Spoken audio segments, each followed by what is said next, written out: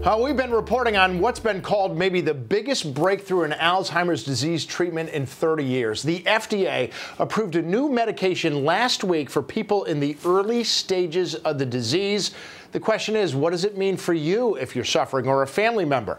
Happy to have Kristen Cusato, the Director of Communications with the Alzheimer's Association of Connecticut, joining us now. It's good to see you in person for the first time in a while. It's been many years. Thanks for having me. I appreciate it. And glad to have you here because we can't talk about this enough. Right. Last time I was talking about it, it hadn't been approved. It was called Leqembi at the time. But please give people a quick primer on what this drug is and what it can and can't do. We are very excited. The FDA approved, now it's called Leqembi, lecanemab to Leqembi. It was approved on Friday. And this is a drug that we hope will give people more time. This is a drug that attacks that amyloid protein, which is one of the hallmarks of Alzheimer's disease, which can lead to the cognitive decline. And the study over 18 months showed a 27% reduction in cognitive decline. So very exciting. That means more time for families to live independently, see their family members, you know, take part in quality of life activities, hobbies, etc. Yeah, I remember speaking to Dr. Christopher Van Dyke, who runs the Alzheimer's Center at Yale. In real world terms, he said if you took somebody who was not on the drug, the decline they would see at about the 18-month mark, you can push that out to maybe about 27 months. That's time, like you said. That's a lot of time.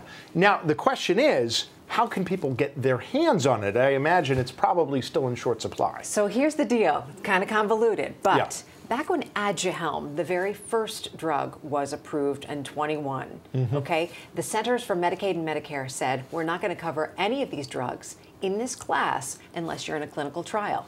So here we are, 2023, another drug comes along, still not covered. It's too expensive for families. We, as an advocacy organization, the Alzheimer's Association, is asking CMS to change their mind so that we want people who want this drug, who are qualified for this drug, to be able to get this drug and have access so they can get that more time. Right, and if I remember correctly, because the reason why they're so excited about this drug is because they went through every hoop. This was double-blinded, this was placebo-controlled, which means there weren't a lot of people. I think only about 800 in the study. You're telling me right now only about 800 people can get reimbursed for this? People who are in the clinical trial right now. So that's why we really are asking CMS to change their mind, because we want everyone who qualifies for this drug to be able to have that time. I think it's very, very important to families.